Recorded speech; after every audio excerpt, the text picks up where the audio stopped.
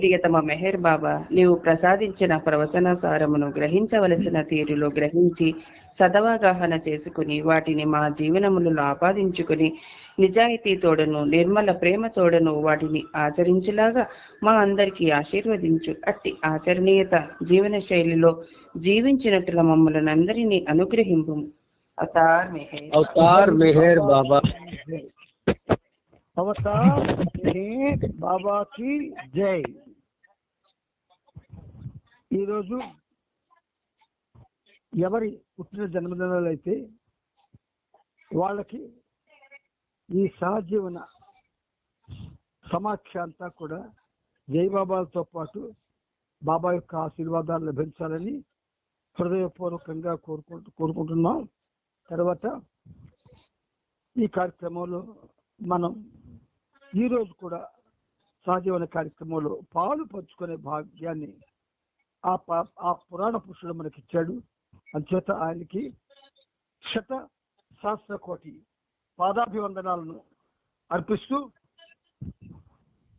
ఇందులో భాగంగా ప్రవచన వచనాలు, ప్రవచన సుమమాలికలు మనం రోజు చదువుకోవడం, ప్రతిరోజు ఒక 2 నూతనమైనటువంటి సుమమాలికల్ని బాబా ఇవ్వడం చాలా ఒక విధంగా చెప్పాలి అంటే సంతోషదాయకమైన విషయం. ఈరోజు కూడా 2 ఇచ్చారు బాబా. 149, 150. ఇప్పుడు ఈ రెండింటిలో ఉన్నటువంటి ఆ ఆధ్యాత్మిక అర్థం గురించి మనం ఒకసారి అవలోకనం చేసుకుందాం. సంపూర్ణ చైతన్యము ధూళి నిండిన అద్దం లాంటిది. సంపూర్ణ చైతన్యము ధూళి నిండిన అద్దం లాంటిది. సంస్కార ప్రభావము వలన ఆత్మస్వభావ జ్ఞానము ఇవ్వలేదు. సంస్కార ప్రభావము వలన ఆత్మస్వభావ జ్ఞానము ఇవ్వలేదు. ఇది 149, 150. ఆ మీద ఏదైతే మనం గానం చేసుకున్నాం దానికి కనెక్షన్. ఆ కారణము చేతనే వికాసం చెందిన చైతన్యము. ఆ కారణము చేతనే వికాసం చెందిన చైతన్యము. సత్యాన్ని చూడలేక ఊహాభావాలని కనుచున్నది. సత్యాన్ని చూడలేక ఊహాభావాలని కనుచున్నది. ఇది 150. విశేషం ఏంటంటే మనకు ఇంకొక 5 నిమిషాలు టైం ఉందనిగా బాబాని అడుగుతాను, నాన్న ఈ రోజు నుండి ఇచ్చిబా అని. 1-2 నిమిషాలు ఇచ్చేస్తాడు ఆయన. అంటే ఎంత ప్రేమ చూడండి వాడికి. సరే, ఇప్పుడు ఈ 2 సోమాలికల భావంలోకి మనం ప్రయాణం చేద్దాం. సంపూర్ణ చైతన్యము, సంపూర్ణ చైతన్యము ధూళి నిండిన అద్దం లాంటిది అంటాడు బాబా.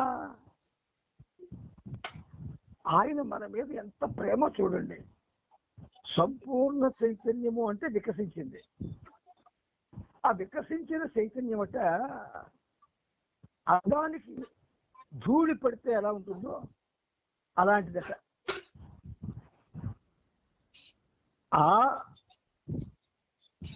ఆ రకమైనటువంటి విధంగా దాన్ని సంబోధించడంలో గూఢార్థం ఏమిటంటే 7 దశల్లో, 7 పరిణామ దశల్లో, 6 దశల్లో అది ఒక్కొక్క దశకి 84 లక్షలు. ఇలా 6 దశల వరకు ప్రయాణం చేసి 6వ దశలో మళ్ళీ అది మళ్ళీ 84 లక్షలు జన్మలెత్తి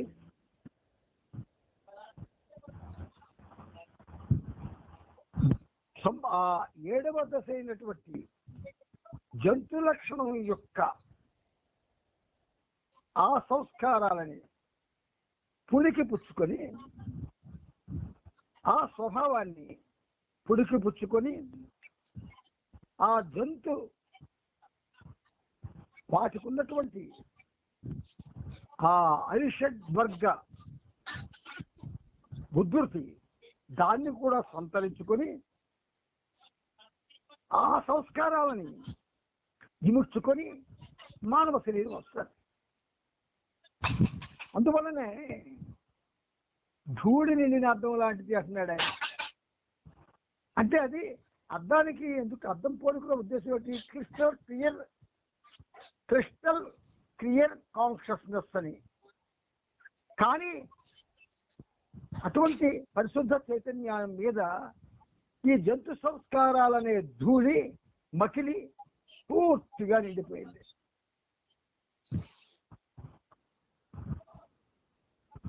ఇక ఆ సంస్కార ప్రభావం వలన ఆత్మకి ఏ జ్ఞానం ఇవ్వవలసి ఉన్నదో ఆ జ్ఞానం ఇవ్వబడదు. పరమరహస్యాలు ఇవి, మనకు తెలియవు. ఆయన చెప్పాడు కాబట్టి మనం సాహసిస్తున్నాం చెప్పుకోవడానికి. జంతువుల్లో guerrilla, that is the last stage. ఆ గెరిల్లాస్ ని పూర్వం రాజులు యుద్ధాలకు కూడా వాడేవారు. ముఖ్యంగా రోమ్ నగరవాసులు, ఫారినర్స్. అది ఎటువంటి క్రూరత్వం ఉందంటే ఆ గెరిల్లాకి మనిషిని పట్టుకుంటే నెడుగా ముక్క చేసేస్తుంది, జంతువులు పట్టుకుంటే నాశనం చేసేస్తుంది. అంత భయంకరమైంది.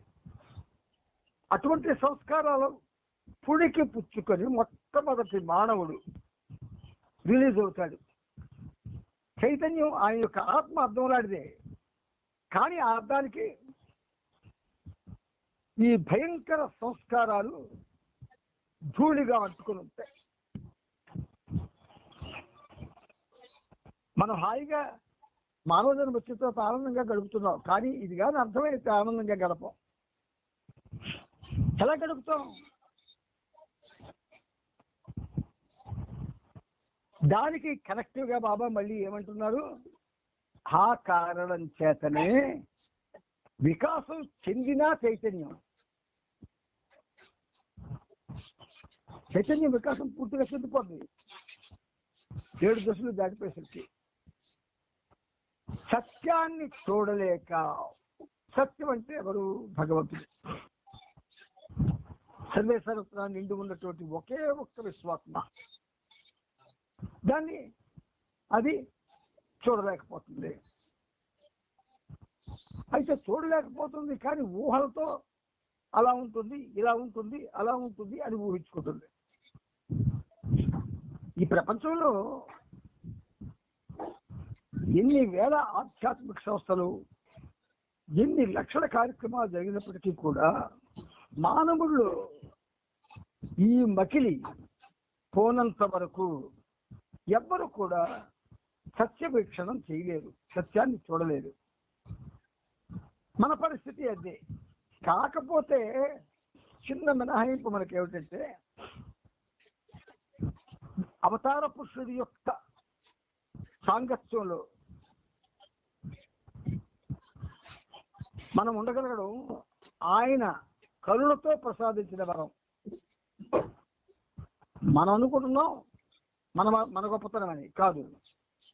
కరుణతో, ప్రేమతో ఆయన మెహర్ బాబా ప్రేమికులకు ఇచ్చిన వరం ఏమిటంటే ఆయనతో సహచర్య భాగ్యం.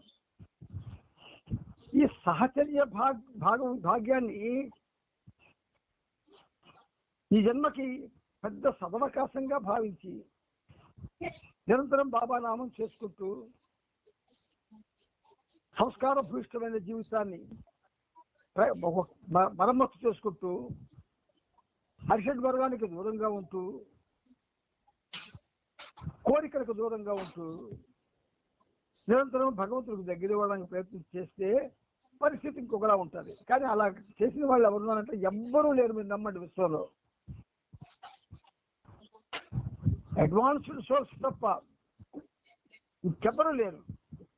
అడ్వాన్స్డ్ సోల్స్ మస్తులు తప్ప.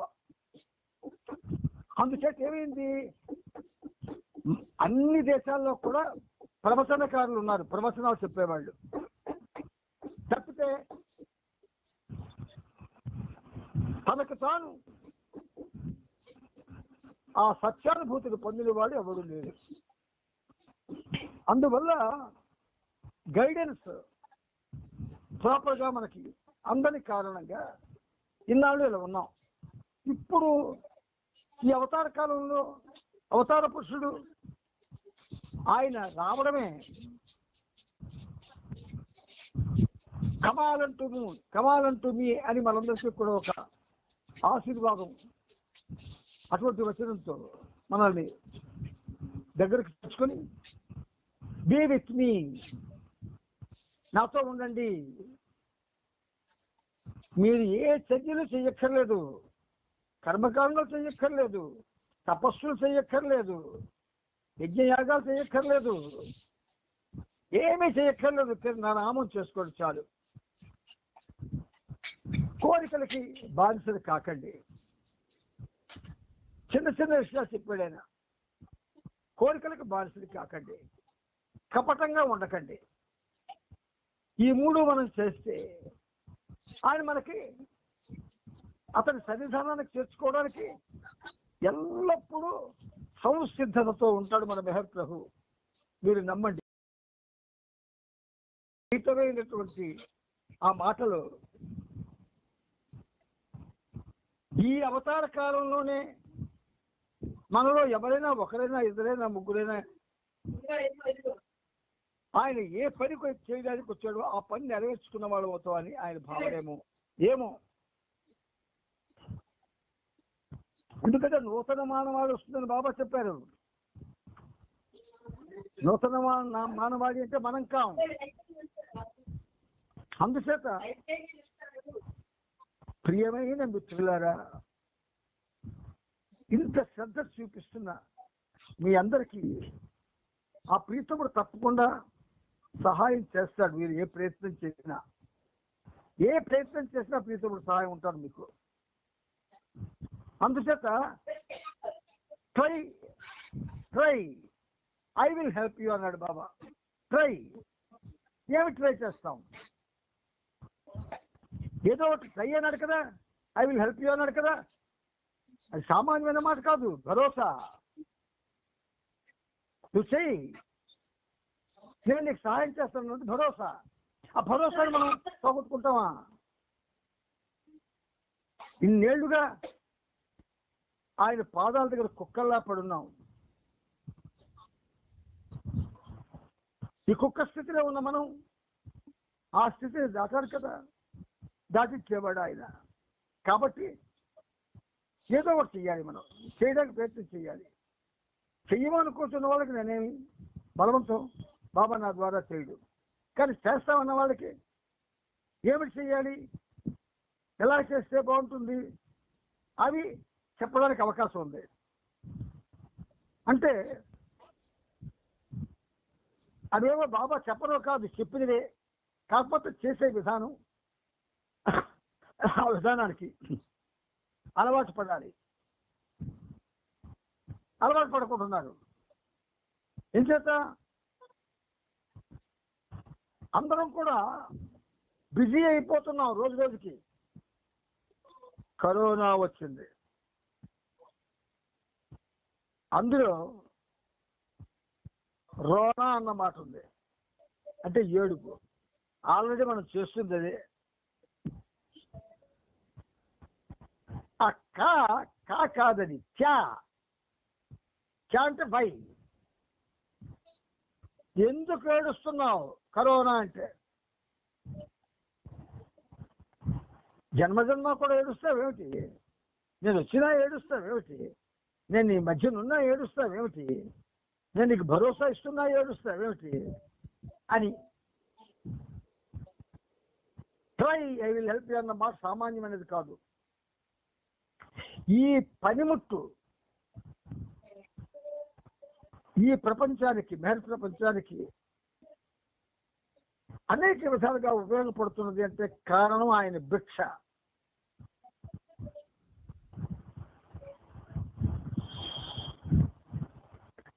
ఏదైనా చెప్పాలనుకున్నా, చెయ్యాలనుకున్నా, ఏది ఒక క్రమశిక్షణాయుత పదంలో నడపాలనుకున్నా వెంటనే ఆయన దానికి అనుమతిస్తున్నాడు, ఆశీర్వదిస్తున్నాడు, సహాయం అందిస్తున్నాడు. స్పష్టంగా తెలుస్తుంది. ఇప్పుడు మనం చదువుతున్నటువంటి ఈ పుస్తకాలు కాక ఇంతకుముందు 14 ఎన్నో పూర్తి చేసుకున్నాం మనం. అఫ్కోర్స్ పూర్తి చేసుకోవడం అంటే ఇన్ ది సెన్స్ చదువుకొని అవగాహన చేసుకున్నామని. చదువుకొని అవగాహన చేసుకోవడంలో కొన్నైనా 100 ఉంటాయి కదా, సేవ్ అవుతాయి కదా.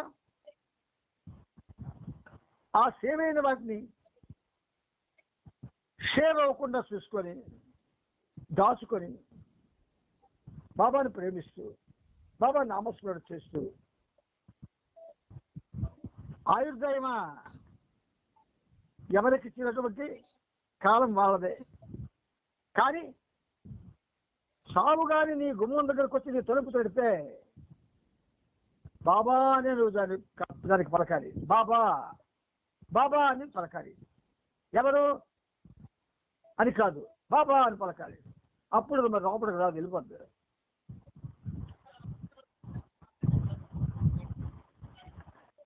మనకి మన భారతీయ సంస్కృతి, భారతదేశ చరిత్ర, భారతదేశంలో ఉన్నటువంటి ప్రబంధాలు, భారతదేశంలో ఉన్నటువంటి వేద సంపద, భారతదేశంలో ఉన్నటువంటి నాద సంపద ఏ దేశంలో కూడా లేవు. కానీ భారతీయులు అనుభవిస్తున్న కష్టాలు ఎవ్వరూ అనుభవించడం లేదు. ఏమిటిది? ఎందువల్ల? ఇంటికో విగ్రహం, వీధికో ఆలయం ఉంది భారతదేశంలో. ఇంటికో విగ్రహం, వీధికో ఆలయం ఉంది. కానీ ఎవరూ సుఖంగా లేదు. ఎవరూ పూర్తిగా భగవంతుడితో జీవించడం లేదు. ఎవరో కష్టాలకే వెంగిపోతున్నారు, నష్టాలకే కష్టపడిపోతున్నారు. భగవంతుడి కోసం ఎక్కువ కాలాన్ని వెచ్చించి ఆయనతో జీవించడానికి ఎవరు కూడా ప్రయత్నం చేయలేకపోతున్నాం. కారణం ఏమిటి అంటే శ్రద్ధ. శ్రద్ధ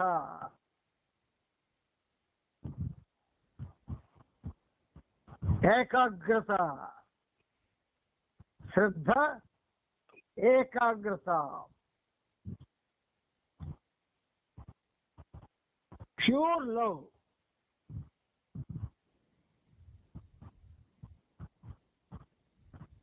ప్యూర్ లవ్. కపటం లేకుండుట, నామస్మరణ చేయుట, ప్రభువుతో జీవించుట. ఈ 5 చేయట్లేదు మనం. ఒకవేళ చేస్తే ఏదో ఒక టైం పెడతాం, దానికి టైం మనమే ఫిక్స్ చేస్తాం. ఒకవేళ బాబా వచ్చి ఎట్లా నువ్వు 5 నిమిషాలు నామస్మరణ చేస్తున్నావు, 10 నిమిషాలు చేయాలంటే అబ్బా అవదు బాబా, ఎందుకంటే బోర్డు కార్యక్రమాలు కదా, ఇంట్లో బయట కూడా 10 నిమిషాలు అంటే కష్టం బాబా అనే పరిస్థితిలో ఉన్నాం, అందరం ఉన్నాం. ఆయన చదువుకుంటున్నాడు, మొత్తకి సమర్పించుకున్నాడు తను స్పష్టంగా తెలుస్తుంది. అందుచేత ప్రియమిత్రులారా, ఈ ప్రవచనాలే కాదు, ప్రత్యేక వచనాలు మన ఆధ్యాత్మిక పురోగతికి పూర్తిగా దోహదపడే వచనాలు. అందువలన ఖచ్చితంగా మనం మీరు చూపిస్తున్న శ్రద్ధ మాత్రం ఖచ్చితంగా ఇది కొంత మీకు ఖచ్చితంగా సహాయపడుతుందనే ఈ పనిముట్టు కనిపిస్తుంది. ఎందుకంటే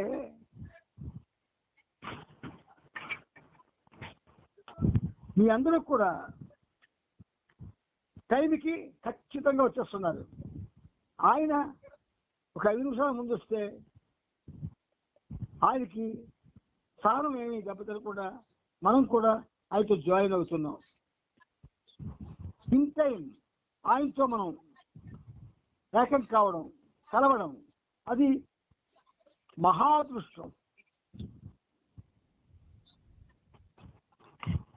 అదే సెంటర్లో అయితే బాబా వేసి చూడాల, తన ప్రేమికుల కోసం వేసి ఉండాలి. ఒక్కొక్కరు ఒక్కొక్క టైంకి వస్తుంటారు. ఇది కామెంట్ కాదు, జరుగుతున్న విషయం. మనం సిగ్గుపడవలసిన పని లేదు. మనం బాబాని మన కోసం వెయిట్ చేసేటట్టు చేస్తున్నాం తప్ప మనం బాబా కోసం వెయిట్ చేయడం లేదు. అందుచేత మీరు చూపించే శ్రద్ధ ఈ పనిముట్టులో ఒక బలాన్ని ఇస్తుంది. శక్తిహీనమైనటువంటి ఈ పనిముట్టుకి శక్తిని ఇస్తుంది. అనేకమైనటువంటివి మీకు అందజేయాలి. పీకముడు నా ద్వారా మీకు అందజేయాలి, ఈ పనిముట్టు ద్వారా అందజేయాలి అనే తపన రోజు రోజుకి నాకు ఇంక్రీజ్ అవుతుంది. ఎప్పుడో ఒకసారి మనం కలుసుకుంటాం అందరం ఉన్నాం. అది ఎప్పుడు అని నేను చెప్పలేను, కానీ బాబా మాత్రం నిన్ననే మన గ్రూప్ అంతా కలుసుకునే రోజు వస్తుంది అని ఒక చిన్న హింట్ ఇచ్చాడు. మరి ఆ హింట్ అయితే ఇచ్చాడు కానీ ఆయన నేను చూస్తే ఒళ్ళంతా సంకటమే. నాకు ఎలా కలుసుకుంటామని బాబా నేను ఎదురు ప్రశ్న వేయగలనా? వేయలేదు. మనందరం కలుసుకుంటాం అంటే అలా ఆయన అటువంటి అనుభవాన్ని చవి చూపించాడంటే ఏదో చేస్తాడు ఆయన. Something he will do. అదేమిటో మనకు తెలియదు. మనకు తెలిసిపోతే ఆయన భగవంతుడు ఎలాగవుతాడు? అవడు. కాబట్టి ఏదో చేస్తాడు. ఆ మంచి రోజు కోసం మనందరం ఎదురు చూద్దాం. అవతార్ మెహర్ బాబాకి జై. ఇప్పుడు ప్రవచన శుభ మాలికలు నూతనంగా బాబా ఈరోజు ప్రసాదించినవి మనం పూర్తిగా చెప్పుకున్నాం. రెండు కూడా ఇప్పుడు ప్రవచన వచన మాలికలు, అందులో 28వ తారీఖుని 409వ పేజీ ప్రవచన పుస్తకంలో గ్రంథంలో మనం చెప్పుకొని ఆపుకున్నాం. ఇప్పుడు మరి కొంచెం ముందుకి ప్రయాణం చేద్దాం. ఈ పేర ప్రముఖమైన వాటిని ప్రాముఖ్యత లేనివిగా భావించుట. ఎంత గమ్మత్తుగా చూడండి. ప్రముఖమైన వాటిని ప్రాముఖ్యత లేనివిగా భావించుట. ఏవి ప్రముఖము, ఏవి ప్రాముఖ్యత లేనివి మనకు తెలుసా? ఆయనకు తెలుసు. అంచేత ప్రముఖమైన వాటిని ప్రాముఖ్యత లేనివిగా భావించుట. బాబా అంటున్నారు మరొక ప్రక్క ప్రధానమైన విషయం అప్రధానంగా కనబడుట కూడా మాయా ప్రభావం వెల్లడుట వల్లనే. మాయ ప్రపంచమంతా ఆవరించింది. అదేం చేస్తుంది? ప్రధానమైన విషయం ఏదైతే ప్రధానం ముఖ్యం అనిపిస్తుందో ఆ విషయాన్ని అప్రధానంగా కనబడేటట్టు చేస్తుంది మాయ, అలాగే వెల్లడి చేస్తుంది. నామస్మరణ చాలా చాలా చాలా ప్రధానమైంది. అది మన బాబా ప్రేమికుల దగ్గర అప్రధానమైపోయింది. 2 నిమిషాలు చాలు, లేదో పావుగంట చేసుకున్నారండి, ఇది ఆయన ధరించడం కోసం లాగా. అంటే ప్రధానమైన విషయం అప్రధానమైపోయింది. ఒకటి. రెండవది, నిజానికి అత్యంత ప్రధాన విషయం ఒక్క భగవంతుడు మాత్రమే. ఎంత బాగా చెప్పచ్చు చూడండి. అత్యంత ప్రధానమైన విషయం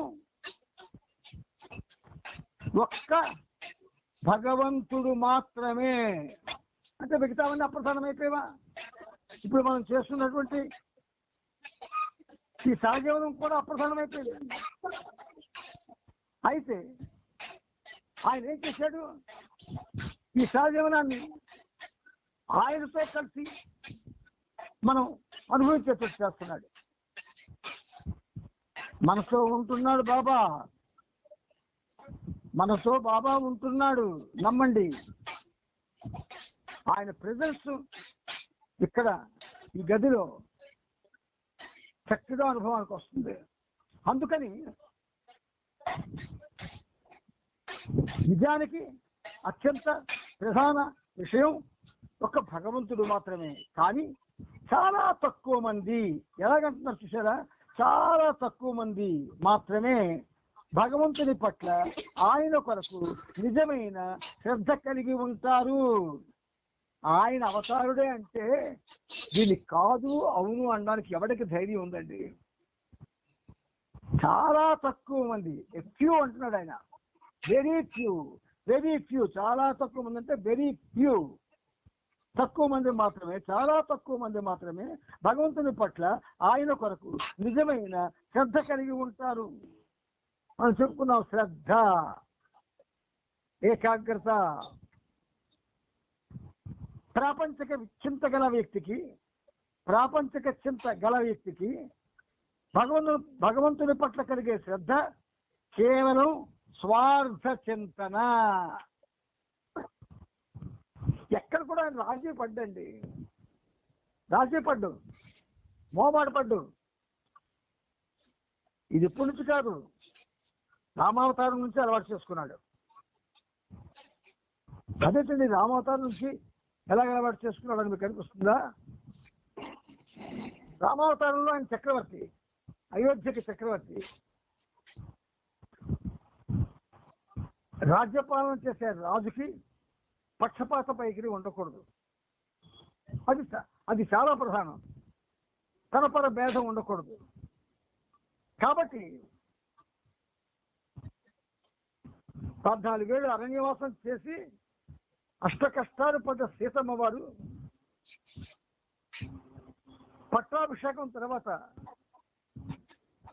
అయోధ్యలో బంగారు బొమ్మల శ్రీరామచంద్రునితో హంసతో కథలతో మీద ఉన్నప్పుడు ఆమె చేత ఒక కోరిక కోరిస్తాడు.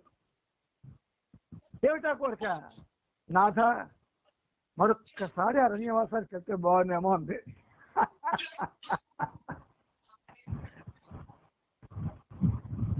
అంటే ది ఇంటర్ఫియరెన్స్ ఆఫ్ డివినిటీ,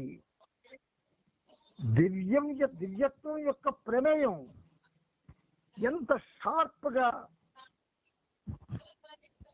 ఎంత షార్ట్ టైంలో అది మనల్ని ఆవహిస్తుందో చూడండి. సీతమ్మ వారంటే శ్రీ మహాలక్ష్మి.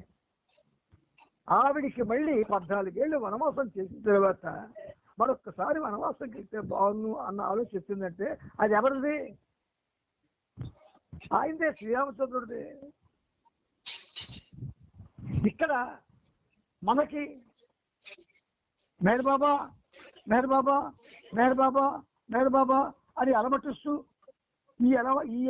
ఈ అలమటింపుతో పాటు అనేకమైన వాటి కోసం అలమటిస్తూ ఉన్నాం మనం, అనేకమైన వాటి కోసం. అందుచేత అనేకమైన వాటి యందు చూపించే శ్రద్ధ, ఏకాగ్రత I'm the only one that exist, నేను ఒక్కడనే ఉన్నాను అన్నదానికి పడవలేదు. మనం అక్కడ ఫెయిల్ అయిపోతున్నాం. అందుచేత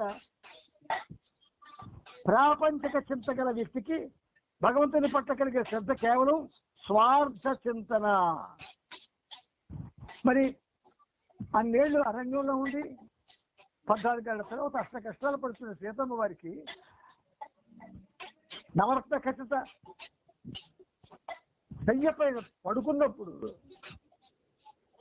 ఈ ఆలోచన రావడం ఏంటి? విధి విలాసం. అంచేత ప్రాపంచిక లాభం కొరకు మాత్రమే తమ కోరికలను, ఆశలను, అంతేగాక ప్రతీకారాలను కూడా తీర్చుకునేందుకు వారు తమ ఊహల్లోని భగవంతుని ప్రమేయం కోరుకుంటారు. భక్తులకు చెప్తున్న మాట ఇది, ప్రేమికులకు చెప్తున్న మాట ఇది, ఎవరో పై వాళ్ళకి కాదు.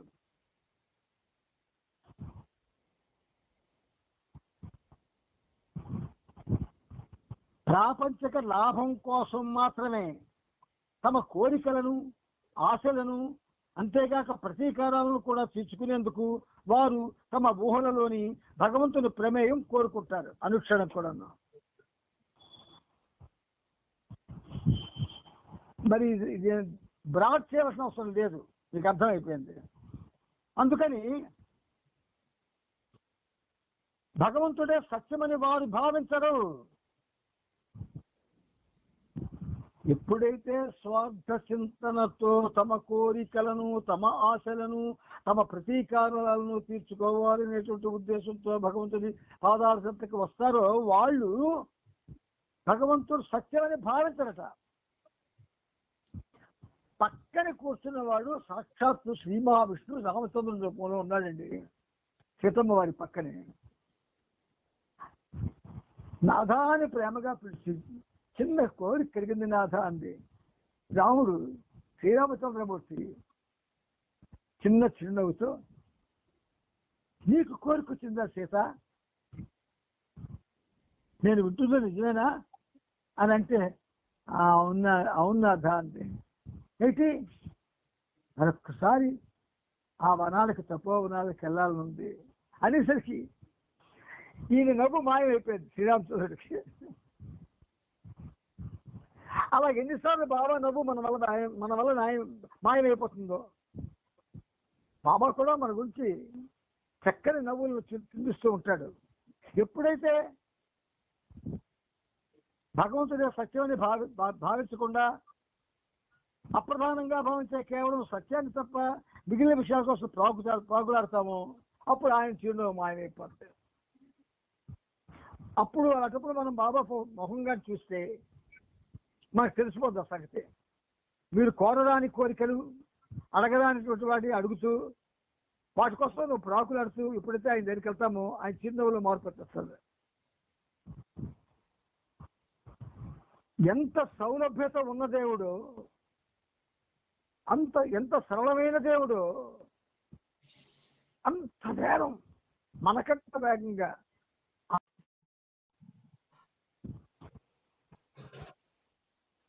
వారు అప్రధానంగా భావించే కేవలం సత్యానికి తప్ప దృష్టి మాధ్యం. మానవులు శాశ్వత ఆనందానికి తిరుగులేని మూలమైన భగవంతుని వదిలి మిగిలిన అన్ని విషయాల ద్వారా ఆనందం కొరకు ప్రయత్నిస్తుంటారు. ఈ పేరా అండర్లైన్ చేసుకోండి, రోజు ఒకసారి చదువుకోండి. ప్రముఖమైన వాటిని ప్రాముఖ్యత లేని వారిగా భావించుట, ఇది ఎక్కడే ఫెయిల్ అయిపోతున్నాం అందరం మనం. మరి మనం అనుమానపడవలసినటువంటి అగత్యం లేదు. అవతార్ మెహీర్ బాబాకి జై.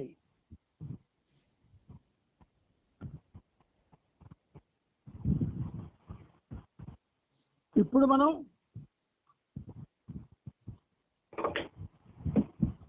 అమృతతుల్యమైన మెహర్ బాబా చరిత్రలోకి అడుగు పెట్టబోతున్నాం. బాబా చరిత్ర, ప్రభు చరిత్రం 8వ భాగం. అందులో మనం నిన్నటి దినం చూసారా, ఈ రెండు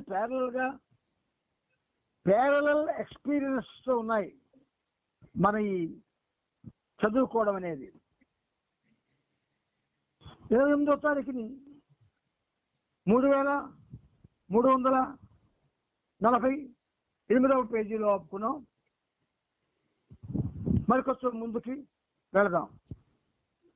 ఆగ్నెస్కి బాబా మీద ప్రత్యేకమైన అభిప్రాయం ఏమీ లేకపోయినా వారితో పాటు వెళ్ళింది. ఆ కేంద్రంలో ఉన్న మరొక స్త్రీ కూడా బ్రాకెట్లో తన కుమార్తెను వజాయిలు అని ప్రైవేట్ స్కూల్లో చేర్పించేందుకు వీరితో పాటే బయలుదేరింది. వజాయిల్ నుండి తిరిగి వస్తూ ఉండగా ఒక కొండపైన చాలా చెట్లతో కూడిన పచ్చని ప్రదేశాన్ని చూశారు. పైకి వెళ్ళి చూసొద్దాం, బహుశా అదే బాబాకి ఇష్టమైన ప్రాంతం కావచ్చు అనుకున్నారు.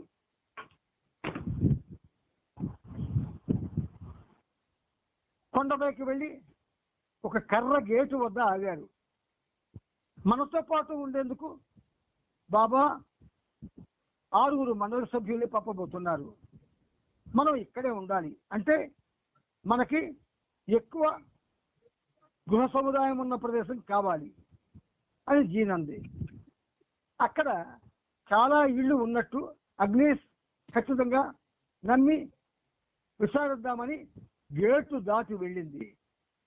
అలాగే ఆమె అనుకున్నట్లుగానే అక్కడ చాలా ఇళ్ళున్నాయి. వాటిలో ఒక సరికొత్త భవనం కూడా ఉన్నది. ఆ ఇంటి చుట్టూ ఉన్న ఆ భూతలం అంతా మంచి ప్రకృతి దృశ్యాలతో కూడి ఉంది. వివిధ రకాల పండ్ల తోటలు, ద్రాక్ష తోటలు, గులాబీ తోటలతో ఆ ప్రదేశం రమణీయంగా ఉంది. స్థానికంగా ఉన్న రైసు ఆ ఎస్టేట్ సంరక్షణ చూస్తున్నాడు. ఆ రోజు అక్కడ లేడు. అతని భార్యని కలిశారు. ఈ ఆస్తి శ్రీమతి మిక్కో నటికి చెందిందని, ఆమె చాలా సంపన్నురాలని, రాల్ఫ్ గ్రోసరీ స్టోర్ సముదాయానికి వారసురాలని, ఈ ఎస్టేట్ను ఆమె అమ్మేయాలనుకుంటుందని, చాలా ఎక్కువ ధర చెబుతోందని చెప్పింది. జీన్, మార్కే, అగ్నిస్ హాలీవుడ్కి చేరుకున్నారు. ఆమెను కలియడంలో కనబడడం లేదు. అంత ధనం మనం చెల్లించలేము అంది జీన్. కానీ ఆగ్నిస్ పట్టుబడడంతో వాళ్ళు ఆమెకు ఫోన్ చేశారు. తన శేష జీవితాన్ని అక్కడే గడుపుదామని తాను ముందు అనుకున్నప్పటికీ ఇప్పుడు తను తన భర్త విడాకులు తీసుకోబోతుండడం వల్ల ఆ ఆస్తిని అమ్మేద్దామనుకున్నామని చెప్పింది. ఈ విషయంలో తన బిజినెస్ మేనేజర్ను కలుసుకోమని కూడా సూచించింది. అందుచేత మర్నాడు జీన్, మార్కే వెళ్ళారు. న్యూ లైఫ్ సెంటర్కి 500 ఎకరాల ఆస్తిని అమ్మితేనే ఇక్కడ 160 ఎకరాల ఆస్తిని కొనగలమని వాళ్ళు నిర్ణయించుకున్నారు. ఇదే వారు మెహర్బాబా విశ్వ కార్యక్రమం కోసం దీన్ని వాడు కొన్నారు. దీనికి మెహర్ మౌంట్ అని నామకరణం చేశారు. అతి కొద్ది కాలంలోనే మార్కేకు, జీన్కు అభిప్రాయ భేదాలు వచ్చి మార్కే తిరిగి న్యూయార్క్ వెళ్ళిపోయాడు. తనతో పాటు వజాయి రమ్మని జీన్ ఆగ్నెస్ను కోరింది. ఇప్పటికే మెహర్బాబా పట్ల పూర్తి అంకిత భావం లేకున్నప్పటికీ ఆగ్నెస్ అందుకు సమ్మతించింది. ఆ ప్రాంతంలో నివసిస్తున్న స్వామి యోగానంద, ఈ యోగానంద చాలా గొప్పవాడు. ఆయన చరిత్రలో ఒక యూనివర్సిటీలో పనిచేసినప్పుడు చదివాను. స్వామి యోగానంద 1946 నవంబర్లో వజాయిలో ఉన్న ఈ ఆస్తిని సందర్శించాడు. అక్కడ 2 గంటల సేపు గడిపాడు. ఈ స్థలం రాజదేశీయుల కళ్ళ స్వర్గధామం. ఓంకారనాదాన్ని వినేందుకు ఇక్కడ ఏకాగ్రతతో పని లేదు అని యోగానంద వ్యాఖ్యానించాడు. సేమ్ దర్శనం చదివాను నేను.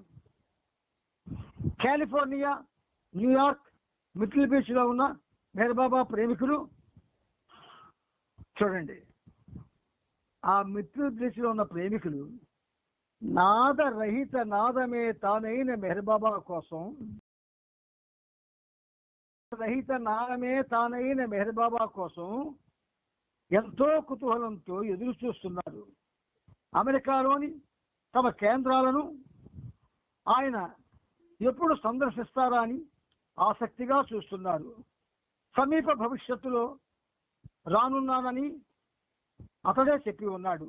కానీ ఈ నిరీక్షణ బాధాకరమైనది. ఇక్కడికి ఈ చాప్టర్ పూర్తయింది. మనం ఇప్పుడు మరో చాప్టర్లోకి ప్రయాణం చేయబోతున్నాం. ఈ చాప్టర్ పేరు మహాబలేశ్వర్ ఏకాంతవాసం. అక్కడ మెహర్బాబా ఫోటో ఒకటి చూడండి. ఆ ఫోటోలో 1946 డిసెంబర్ నెలలో మహాబలేశ్వర్లో క్రాకర్ అనే కుక్కతో ఆడుతున్న బాబా అని రాశారు. ఇక్కడ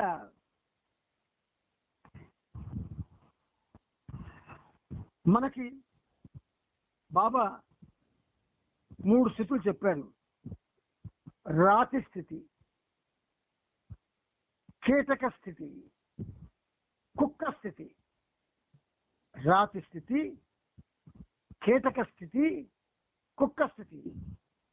నా ప్రేమికులు ఎవరైతే ఉన్నారో, నన్ను మాత్రమే విశ్వసించి నాతో జీవనం గడపాలనుకున్న వాళ్ళు ఈ 3 స్థితుల్లో కుక్క స్థితి చాలా గొప్పది. ఆ స్థితికి వాళ్ళు చేరుకోవాలి అన్నారు. అంటే మనల్ని ఆయన పరీక్షించారా? కాదు. ఆయనకి ఇష్టమైనది ఆయన చెప్పాడు. మనకి ఇష్టమైనది మనం ఉంటాం. దానికి ఏటుంది? మహాబలేశ్వర్లో ఆగాఖాన్ బంగ్లాను ఏరిచ్ అద్దెకు తీసుకున్నాడు. బాబా తన ఏకాంతవాస ప్రదేశంలో 7 నెలల పైగా గడిపి 1946 నవంబర్ 30న తన స్త్రీ పురుష మండలితో రైలులో నిరంజన్పూర్ నుండి బయలుదేరారు. ఆ సాయంత్రానికి వారు ఢిల్లీ చేరుకొని అక్కడ బాబా తనతో ఉన్న 10 మంది స్త్రీ మండలితో కలిసి కేకీ దేశా ఇంటికి భోజనానికి వెళ్ళారు. పురుష మండలి వారు స్టేషన్ వద్దనే ఉండిపోయారు. వారితో పాటు 100 రకాల సామాన్లు ఉండడం వల్ల మన్మాడ్లో వాటి కోసం సరోస్ ట్రక్ వెళ్ళింది. వాళ్ళు చిన్నగా మహాబలేశ్వర్ బయలుదేరి డిసెంబర్ 2 సాయంత్రానికి అక్కడికి చేరుకున్నారు. వాళ్ళతో ఆనందంగా చేరిన మరొక సభ్యుడు స్కాచ్ టెరియన్ అనే కుక్క.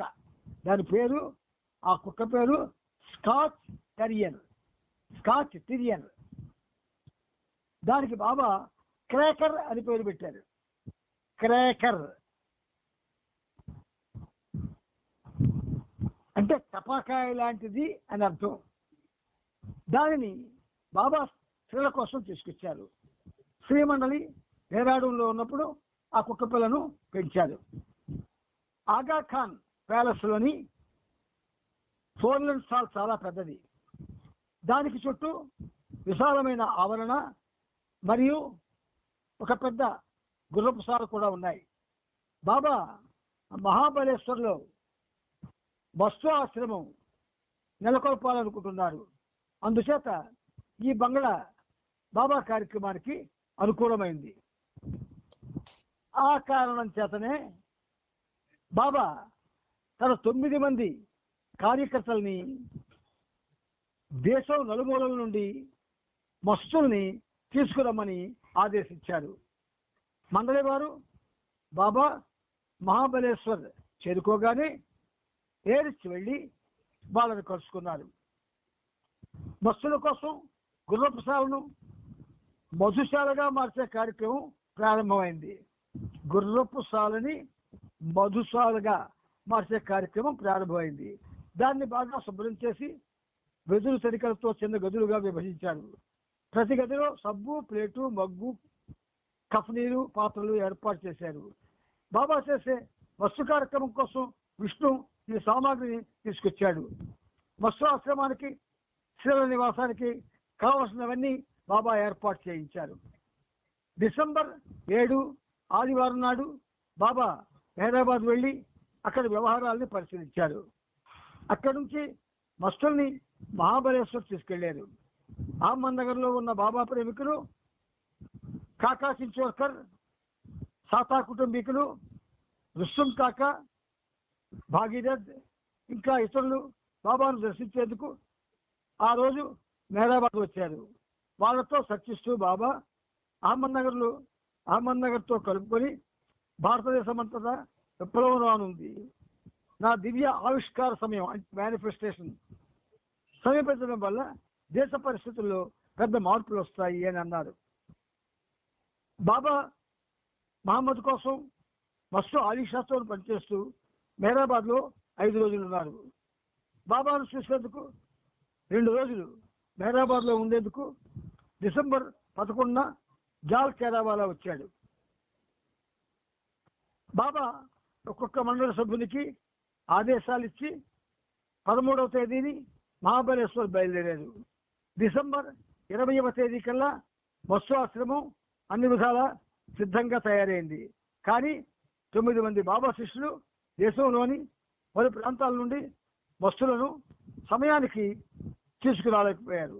అందుచేత బాబా తన కార్యక్రమాన్ని పూర్తి చేసేందుకు పక్క జిల్లాల నుండి మత్స్యులను మహాబలేశ్వర్కి తెప్పించారు. వారితో పాటు కొద్దిమంది పిచ్చివాళ్ళను, కొద్దిమంది బాగా వృద్ధులైన వారిని సహాయం కోసం ఎదురు చూసే మధ్యతరగతి వ్యక్తులను కూడా తీసుకొచ్చారు. ఆ విధంగా పిచ్చివాళ్ళు, బీదవాళ్ళు ఉండేటట్లు 3 తరగతుల ఆశ్రమంగా విభజించారు. ఒక్కో సెక్షన్లో 6 ఉండేటట్లు విభజించారు. తరువాత వీళ్ళతో బాబా 45 రోజులు పనిచేశారు. ఈ 40 రోజులు రోజువారీ దినసరి వివరాలు ఏమిటంటే, ఉదయం 6 గంటలకి ఆశ్రమవాసులకు టీ ఇవ్వబడుతుంది. 8 గంటలకి బాబా కార్యక్రమం మొదలవుతుంది. అప్పుడు బాబా 1 గంట సేపు కొంతమందికి స్నానం చేయిస్తారు, కొంతమందికి క్షవరం గడ్డం గీయిస్తారు, కొంతమందికి బట్టలు శుభ్రం చేయడం వగైరా చేస్తారు. అప్పుడు బాబా ఎవరో ఒక మస్సుతో వేరే గదిలో ఏకాంతంగా కూర్చుంటారు. ఈ సమయంలో సాధ్యమైనంత వరకు పరిపూర్ణ నిశ్శబ్దం ఉండేటట్లుగా మండలి వాళ్ళు చూడవలసి ఉంటుంది. 11 గంటలకి బాబా ఎత్తు తక్కువగా ఉన్న స్టూల్పై కూర్చొని స్వయంగా తానే గరిటతో భోజన పదార్థాలని మస్సుల ప్లేట్లో వడ్డిస్తారు. మొదటి 3 రోజులు ఆలీషాను పిలిపించారు. ఇతనికి 1 గంట ముందరే వేరుగా భోజనం తినిపించడం జరుగుతుంది. 2 గంటలకు టీ ఇస్తారు. 5 గంటల నుంచి 6 గంటల వరకు మళ్ళీ భోజనం, డిన్నర్. మస్సులతో బాబా జరిపే కార్యక్రమం చూసి డాంకిన్ ఎప్పుడూ ముగ్ధుడయ్యేవాడు. బాబా రాత్రింబవాళ్ళు ఇబ్బందికర పరిస్థితుల్లో కూడా ప్రయాణాలు చేసేవారు. ఒక్కోసారి ఆహారం, నీరు కూడా ఉండేవి కావు. ఆ మస్తుల అన్వేషణలో బాబా ఏమీ లెక్క చేయకుండా పూర్తి సమయం ఆ పనిలో మునిగిపోయేవారు.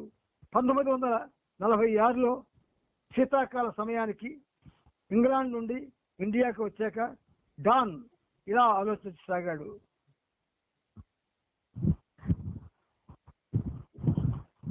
గత అవతార కాలాలకు సంబంధించిన చరిత్రలో ఇలాంటి కార్యక్రమం జరిగినట్టు ఎటువంటి వివరాలు అందుబాటులో లేవు. ప్రాచ్య పశ్చిమ దేశస్తులిద్దరికీ కూడా ఇది ఒక వినూత విషయమని చెప్పొచ్చు. ఈ యుగంలో బాబా చేస్తున్న ఈ కార్యక్రమాలు గతంలో ఎన్నడూ జరగలేదు. అండర్లైన్ చేసుకోండి. ఈ యుగంలో బాబా చేస్తున్న ఈ కార్యక్రమాలు గతంలో ఎన్నడూ జరగలేదు. సమానమైన కూడా జరగలేదు. ఒకవేళ గత అవతారులు ఎవరైనా ఇటువంటి కార్యక్రమం చేసినా దాన్ని ఎక్కడా గ్రంథస్థం చేయలేదు. నిరంజన్పూర్లో ఒకరోజు బాబా ముందు డాంకిన్ తన మనసులోని భావాలను ఇలా వెలిబుచ్చాడు. బాబా, మీరు మస్తులతో జరుగుతున్న కార్యక్రమం చాలా ప్రధానమైంది, అద్భుతమైంది, అంతేకాకుండా ఎంతో విశిష్టమైంది. అయినా దీనికి సంబంధించిన రికార్డు లేదు. అన్ని వివరాలను పొందుపరిచి గ్రంథస్థం చేసినట్లయితే రానున్న తరాల వారికి ఉపయోగకరంగాను ఆసక్తిదాయకంగాను ఉంటుంది. దీని గురించి ఆలోచిస్తానని డాంకిన్ కూడా బాబాకి తెలియజేశాడు.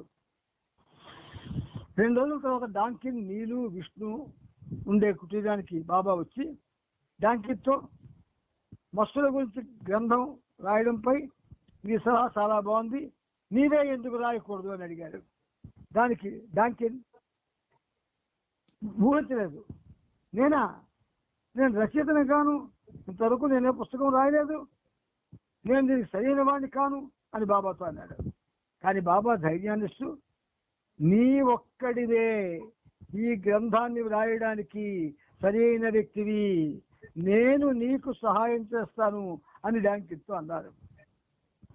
ఆ విధంగా ప్రోత్సాహాన్ని పొంది ది వే ఫేరర్స్ అనే గ్రంథాన్ని డాంకిన్ రాశాడు. మీ అంతా చదివే ఉంటారు, అది చాలా అద్భుతంగా ఉంటుంది. ఆ వే ఫేరర్స్ చదువుతూ ఉంటే మనం మన ఇంట్లో కాక అక్కడికి వెళ్ళిపోతాం, అంత అద్భుతంగా ఉంటుంది. వే ఫేరర్స్ అంటే బాటసార్లు అని అర్థం. బాబా డాంకిన్కి వివరణలు ఇవ్వడం ప్రారంభించారు. వస్తువుల్లోని రకాలను వివరిస్తూ వాళ్ళ గురించి వివరణ ఇచ్చారు. బాబాతో వస్తు ప్రయాణాలు చేసిన మండలి వాళ్ళ సహకారంతో, చాలా శ్రమతో, అంకిత భావంతో ప్రతి చిన్న విషయం పైన దృష్టి నిలిపి డాంకిన్ అత్యంత శ్రద్ధగా రచన సాగించాడు. ఒకానొక సందర్భంలో ఈ గ్రంథాన్ని గురించి డాంకిన్ ఇలా చెప్పాడు: అలా నేను ఈ గ్రంథాన్ని అంటే ది వేఫేరర్స్ రాశాను. మస్తులతోనూ ఇతర ఆధ్యాత్మిక వ్యక్తులతోనూ బాబా జరిపిన కార్యక్రమాల గురించి విశ్వాసపూరితమైన ఒక రికార్డును తయారు చేసే ప్రయత్నమే నా లక్ష్యం.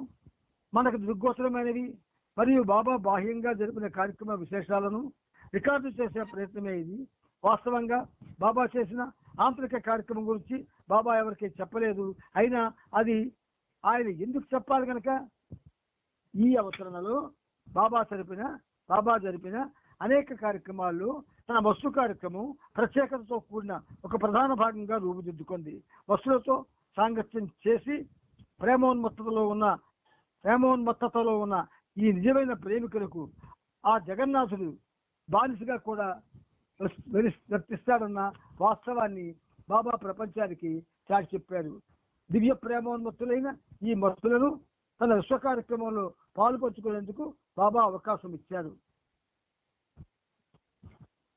దివ్య ప్రేమోన్నతులైన ఈ స్త్రీ పురుషులు చేసిన ప్రకటనలన్నింటినీ ది ఫేరర్స్ గ్రంథంలో నిక్షిప్తం చేయబడ్డాయి. మెహర్ బాబా అవతార తత్వంలోని వాస్తవానికి ఈ మస్తానీయుల మాటలు సాక్షిభూతంగా నిలుస్తాయి. దివ్యత్వాన్ని, మానవత్వాన్ని మేళవించిన ఈ ప్రకటనలు వాస్తవానికి మెహర్ అవతార తత్వానికి నిర్వచన వాక్యాలుగా నిలుస్తాయి.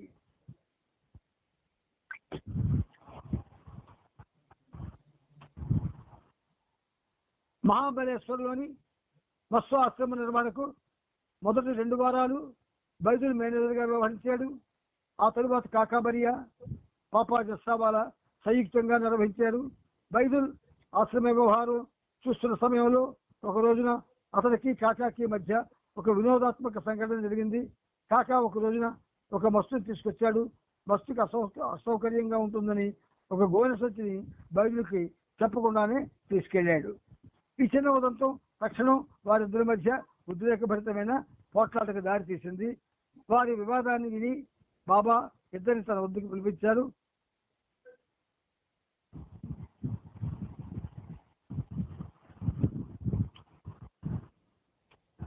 గలాటా కారణం ఏమిటని మిగిలిన పుష్పమండలి ఎదుట బైదుల్ని బాబా ప్రశ్నించారు. నేను మత్స్యాశ్రమానికి మేనేజర్ని, నన్ను అడగకుండా కాకా గోనె సంచి తీసుకెళ్లాడు ఆయన బైదుల్ చెప్పాడు. ఎందుకలా చేశావు అని బాబా కాకాని అడిగారు. ఆ సంచి ఏ ఉపయోగం లేకుండా పడి ఉంది అని కాకా అన్నాడు. బైదులు మధ్యలో అడ్డుకొని అదేమీ పడుండలేదు, కాకా తన మస్తు కోసం దాన్ని దొంగలించాడు. అతను తన వస్తువుల పట్ల ఎక్కువ శ్రద్ధ చూపిస్తాడు, నా వస్తువులు పెట్టించుకోడు అని చెప్పాడు. అంటే కాకా వస్తువులు వేరు, ఆయన వస్తువులు వేరు అన్నమాట. సరే, అతడు తన వస్తువుల పట్ల ఎక్కువ శ్రద్ధ చూపిస్తాడు, నా వస్తువులు పట్టించుకోడని చెప్పాడు. దీనికి కారణం నీ వస్తువులు అసలు వస్తువులు కాదు, వారు ఉన్మాదులు అని కాకా దెబ్బ పుడిచాడు. నీ వస్తువులే పిచ్చివాళ్ళు అని బైబిల్ గట్టిగా ఇచ్చాడు. ఇన్నాళ్ళ తర్వాత కూడా వస్తుకి ఉన్మాదికి తేడా చెప్పలేనని అనుకుంటున్నావా? నన్ను ఏమనుకుంటున్నావు అని బైబిల్ గట్టించాడు. నీ గురించి నేను ఏమని అనుకుంటాను, నువ్వు కూడా ఒక పిచ్చివాడివే నేను అనుకుంటాను అన్నాడు కాక. ఇలా వారిద్దరి మధ్య తీవ్రమైన వాగ్వివాదం జరిగింది. బాబా ఇద్దరిని పోట్లాడికి ఎగవేశాడు. ఇలా మధ్య అగ్గి వేస్తున్నాడు ఆయన, ఎగవేశాడు. ఒకసారి బైబిలే రేటు కాకా తప్పు అన్నట్టుగా ఎవరికీ కనిపించకుండా బైబిల్ కనుక్కొట్టేవారు. ఇంకోసారి కాకాదే రేటు బైబిల్దే తప్పు అన్నట్టు కాకా కనుక్కొట్టేవారు. అలా ఇద్దరిని బాబా రెచ్చగొట్టాడు. ఈ మాటల యుద్ధంలోని అసలు తమాషా ఏమిటంటే బైబిల్ కట్టుడు పళ్ళు బయటికి వచ్చేసాయి. వాటి నోట్స్తో తిరిగి పెట్టుకుని కాకాను దూషించే కార్యక్రమం తిరిగి కొనసాగించేవాడు. ఈ దృశ్యాన్ని చూసి బాబా నవ్వేవారు. తమ మనసులో ఒక్కొక్కరు ఏ భూమికల్లో ఉన్నారన్న విషయంలో ఇద్దరు చర్చను మొదలు పెట్టేసరికి బాబా మరింత నవ్వుకోలేకపోయారు. నా మనుషులంతా 5-6 భూమికల్లో ఉన్నారు, నీవు కేవలం మతి చలించిన వాళ్ళని తీసుకొచ్చావు అని కాకతో బైబిల్ అరుస్తూ అన్నాడు. కాకా వేడికిపోయి, అలాగా నా వస్తువులు 6-7 భూమికల్లో ఉన్నారు, అయినా వాళ్ళ విలువను నీలాంటి అడవి మనిషి మరియు నిరక్షరాస్యుడు అయిన ఇరాని ఎలా గుర్తించగలరన్నాడు. బాబా ఒకటే పగలబడి నవ్వారు. అయితే మీ వస్తువులు ఏ భూమికల్లో ఉన్నారన్న విషయం మీకు ఎలా తెలుసు అని అడిగారు. ఇద్దరూ మాట్లాడలేదు. అప్పుడు బాబా, సద్గురువులైన మీరిద్దరు నాతో ఉండడం అన్నది నాకెంతో గౌరవప్రదమైన విషయం, మీరుండడం నాకెంతో లాభదాయకం. ఎందుకంటే మస్తు ఏ భూమికలో ఉన్నాడన్నది సద్గురువులకి తెలుసు కనుక అని వ్యాఖ్యానించారు. దీంతో కాకా బైబిల్ సంవాదం ముగిసింది. కనీసం ఆ రోజుకి ముగిసినట్టే. వారి మాటల యుద్ధాన్ని తిలకించి బాబా చాలా ఆనందించారు. ప్రత్యేకంగా బైబిల్ కట్టుడు దంతాలు రాలిపోయినప్పుడు వాదనలో వెనకపడిపోకుండా వెంటనే బైబిల్ ఆ దంతాలని యథాస్థానంలో తొందరగా అమర్చుకున్నప్పుడు బాబా చాలా ఆనందించారు. 1946 డిసెంబర్ 1947 జనవరి మధ్య మహాబలేశ్వరికి తీసుకొచ్చిన అసలైన వస్తువుల్లో కొంతమంది వివరాలు దిగువ ఇవ్వబడ్డాయి. ఇక్కడికి మనం ఈ పుస్తక పఠనానికి మనం ఆపుకుంటున్నాము. పుస్తక పఠనాన్ని మళ్ళీ మనం రేపు 9 గంటలకి తప్పనిసరిగా కలుసుకుందాము. బాబాతోనే ఉందాము. ఆ అవకాశం బాబా మనకి ఇచ్చారు, దాన్ని మనం పాడు చేసుకోవద్దు, దూరం చేసుకోవద్దు. అవతార్ మెహర్ బాబా की जय. అవతార్ మెహర్ బాబా की जय. అందరికీ జై బాబా. జై బాబా అండి. అందరికీ మెహర్ బాబా की जय బాబా. ఎవరమ్మా ఉల్లిపాయలు కూరలు వండుతున్నారు? అందరికీ జై బాబా అండి. జై బాబా. అది కాదు నాగమణి గారు, ఎవరు ఉల్లిపాయ కూరలు వండుకుంటున్నారు ఇవాళ? ఎవరో మ్యూట్ లో ఆపకుండా అలా మాట్లాడేస్తున్నారు. కట్టులు గటాలు వంటలు చేసి ఎంతమంది భోజనాలు పెడుతున్నారో ఏమిటో తెలియదు.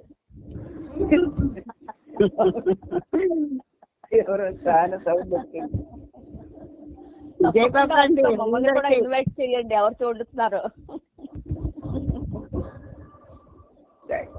జై బాబా. జై బాబా. అందరికీ జై Meher Baba. Aunty happy birthday to you.